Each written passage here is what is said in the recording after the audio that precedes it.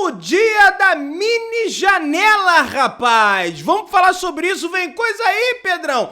Vamos falar sobre isso. Tem Andreas Pereira falando do Flamengo, rapaz! Olha aí, também vamos falar sobre isso. Várias outras notícias do Flamengo, notícias sobre o Mundial de Clubes. Você que tá aí, dá aquela moral de sempre, se inscreva no canal, meu querido. Botão aqui embaixo, clica aí, se inscreve no canal, aciona o sininho da notificação, deixa o teu like, olha o like aí, minha gente. O teu like é muito importante pra gente seguir crescendo aqui. Se inscreveu, aciona o sino, deixa o like. Então toca aí, meu parceiro e minha parceira. Tocou também comigo, Bruno Negro.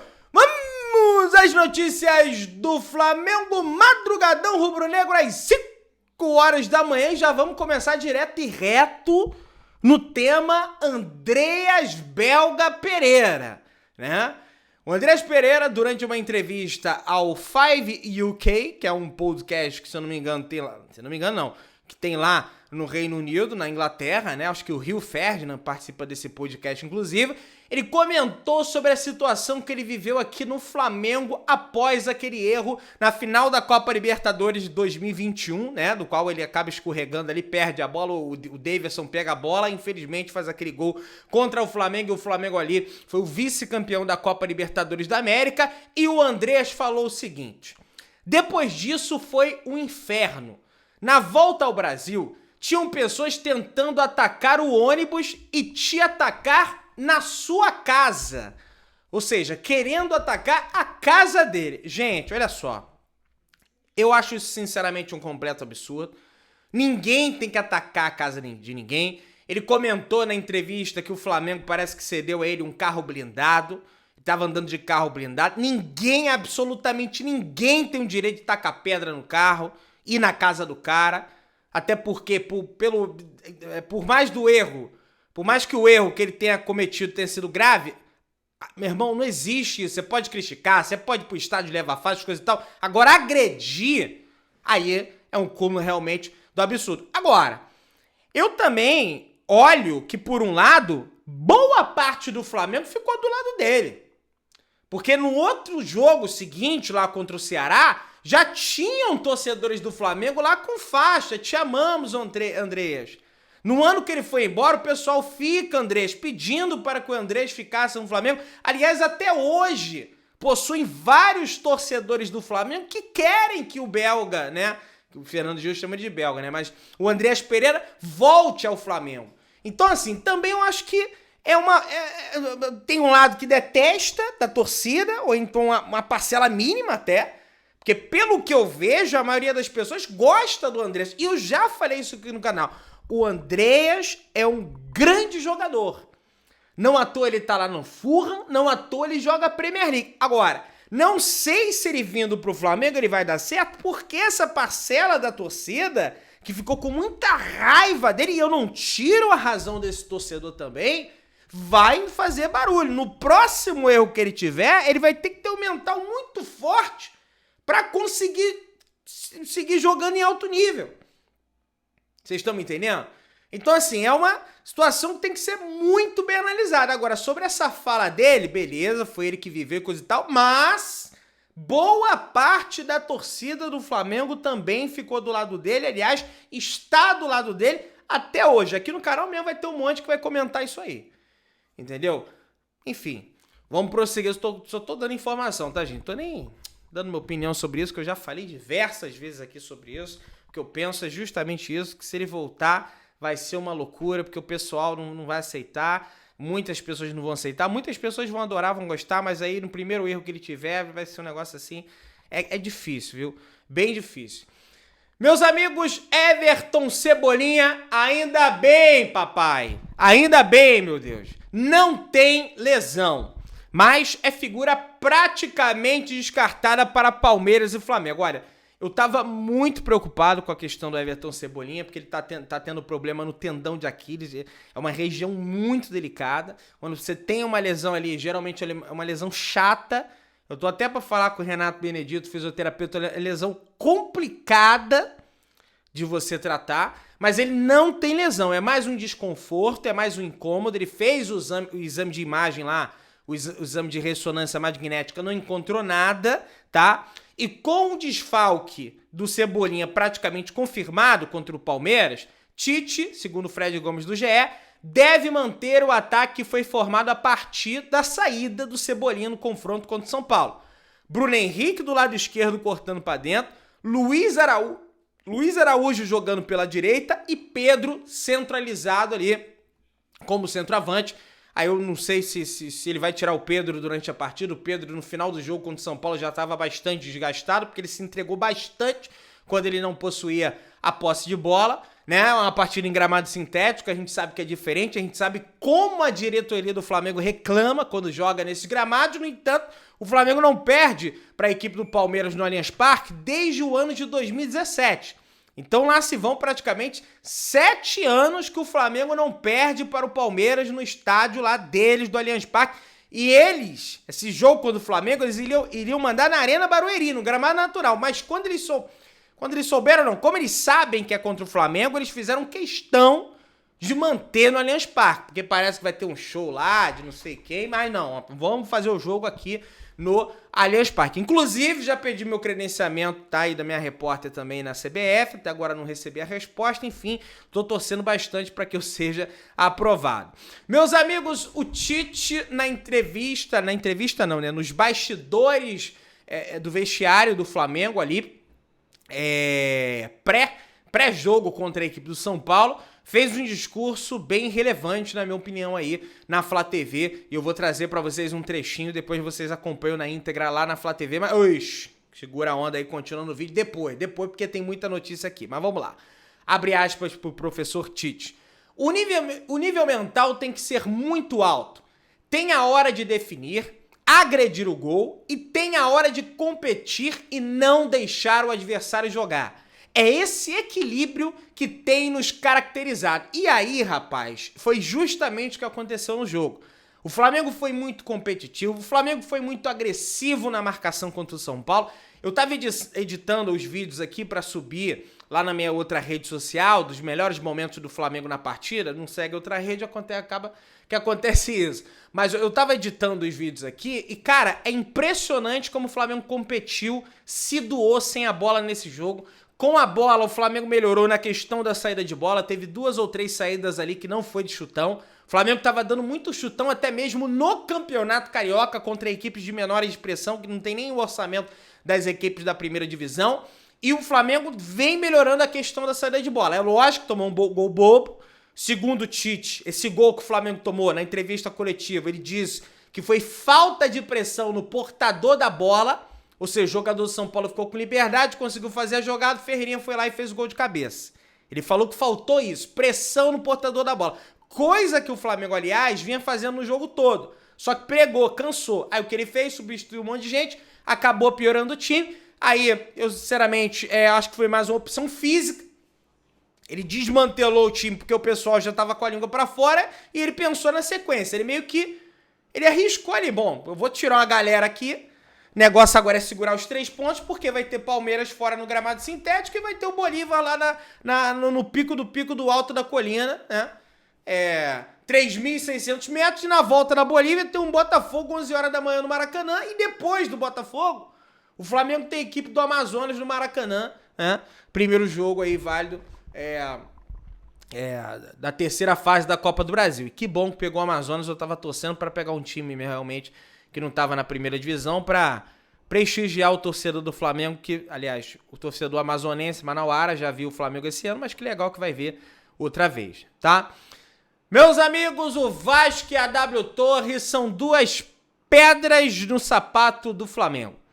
Segundo informação do jornalista Gustavo Henrique Dando Choque, tanto o Vasco quanto a W Torre entraram com recurso pela licitação do Maracanã. Eles tiveram uma pontuação abaixo em relação ao Flamengo. Pessoal aí que escolhe quem vai ser o licitante, que eu esqueci o nome, tá? Deu uma pontuação mais baixa pro Vasco em relação à pontuação que deu para Flamengo e Fluminense, o que é natural também. O Vasco, aliás, colocou 35 jogos do Santos pro Maracanã, coisa que não vai acontecer porque o Santos está na segunda divisão, então só tem 19 partidas como mandante, não tá na Sul-Americana, não tá na Copa do Brasil. botou alguns jogos do Brusque também. Uma loucura, uma manobra absurda que tá tentando fazer a 777 juntamente com o Vasco para tentar ser o licitante do Maracanã. Mas muito provavelmente Flamengo e Fluminense devem ganhar essa licitação pelos próximos 20, 25 anos, mas vai ficar essa história da carochinha aí, né, meus amigos e minhas amigas? Vai ficar isso aí, é justiça, e parece que o outro lá, Arena 360 de Brasília também, que foi desqualificado, esse aí nem ponto ganhou. Entrou na justiça também, vai ser um entra em justiça danado, juiz pra cá, juiz pra lá, recurso pra cá, vai ser uma loucura, e isso aí deve demorar um tempo ainda pra sair, beleza?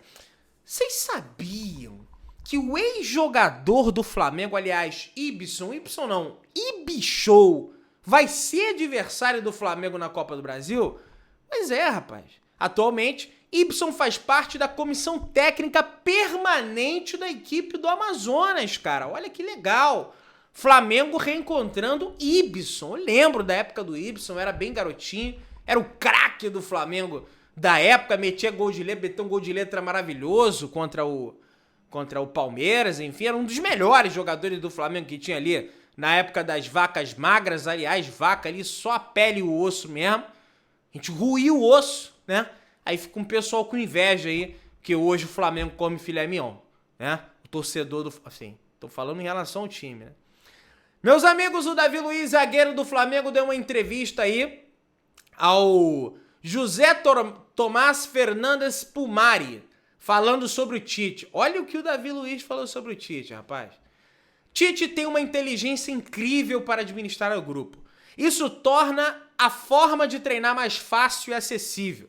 Ele conhece o grupo, sabe conversar com eles, sabe ensiná-los, como direcioná-los para o caminho certo, e assim as coisas serão mais fáceis. Ele tem a sensibilidade de entender porque conhece a nossa cultura, como é brasileiro, como a gente faz as coisas. E os resultados ajudam muito ele a ter essa tranquilidade, porque se os resultados não vierem, a tranquilidade da mente se transforma em agitação, em uma bomba. Isso é futebol. Pois é, meu amigo, não adianta. Se não vem o resultado, a torcida vai fazer pressão, porque o Flamengo é clube de pressão, o Flamengo é clube de massa. E isso é natural. Quem vir treinar o Flamengo já tem que estar ligado nisso, e o Tite, ele tá ligado nisso. E por mais que o Flamengo tenha jogado mal contra o Atlético Goianiense, aqueles 3 pontos, agora estão fazendo a diferença, afinal de contas o Flamengo é o líder do campeonato, e no meu entendimento, a maior parte do jogo fez um bom jogo contra o São Paulo. Tem algumas questões a corrigir, é verdade, mas fez um bom jogo contra o São Paulo. Inclusive o resultado era para ter sido maior, se não fosse o goleiro do São Paulo. Mudando a chave, indo para a Copa Libertadores da América, Flamengo e Bolívia se enfrentam em La Paz. 3.630 metros no próximo dia 24, e a arbitragem está definida. A Conmebol definiu que Alexis Herrera, árbitro venezuelano, irá apitar a partida entre Bolívar e Flamengo pela fase de grupos da Copa Libertadores em La Paz. Eu conheço esse árbitro. Já foi na casa dele, perdão. Não é que eu já fui na casa dele. Eu conheço ele apitando. Esse árbitro é poucas ideias, não tem faltinha, não tem daronco, não tem essa história, já tem que passar isso, aliás, eu acredito que o Tite já deve ter passado isso para os atletas do Flamengo, ou vai passar após a partida contra o Palmeiras. Não tem essa história da carochinha, ele apita falta, lógico, mas não é qualquer falta, então já tem que estar ligado. E na altitude seria o ideal que botasse um árbitro que marcasse muita falta, né? Que aí você para o jogo toda hora, dá uma respirada e coisa e tal. O Flamengo em La Paz vai ter que fazer um jogo cadenciado. O Tite, em entrevista coletiva, vira e mexe, ele fala: olha, o jogo do Flamengo pegou a bola, vai pra frente, pegou a bola, vai pra frente. Mas o próprio Tite já disse em entrevista coletiva também que jogo na altitude é jogo cadenciado. Pedrão, você tá entregando o ouro pro inimigo, não tô entregando o ouro. O próprio Tite falou isso, não lembro qual foi o adversário, não sei se foi contra o Milionários, não sei se foi contra, entendeu, o Atlético Goianiense. Teve uma coletiva, eu tava lá e ele falou isso. Então, vai ter que povoar bem o meio de campo, vai trocar ali o espaço. O Flamengo treina hoje normalmente no CT do Urubu, tá? Ontem não teve treino, ontem foi folga. Amanhã, no sábado, tem outro treino no Flamengo e após o treino o Flamengo viaja para São Paulo, onde no domingo o Flamengo enfrenta a equipe do Palmeiras às 4 horas da tarde. Mas é aquilo, né? Não sei qual time o Tite vai levar aí contra o Palmeiras, é gramado sintético, depois tem jogo na altitude, né? Ele deve naturalmente, isso é informação também, tá? Substituir algumas questões. Mas não é porque tá poupando, é porque, meu amigo, ó, peão não aguenta. Peão, esse cara ganha pra caramba. Meu amigo, formação do Everton Guimarães, ele que trabalha lá pra Rádio Itatiaia, ele que é torcedor do Atlético Mineiro, participa, vira e mexe lá do programa da Renata Fã também do Jogo Aberto, do Denilson Show. Segundo o jornalista, Flamengo analisa a contratação de Matheus Pereira, meio-campista brasileiro que atua no Cruzeiro. Olha, o Flamengo, ele já tentou a contratação do Matheus Pereira quando ele estava lá na equipe do Al Hilal, que é a equipe do Mister. O Matheus Pereira, ele já jogou na Premier League, ele já jogou pela equipe do West Bromwich, tá?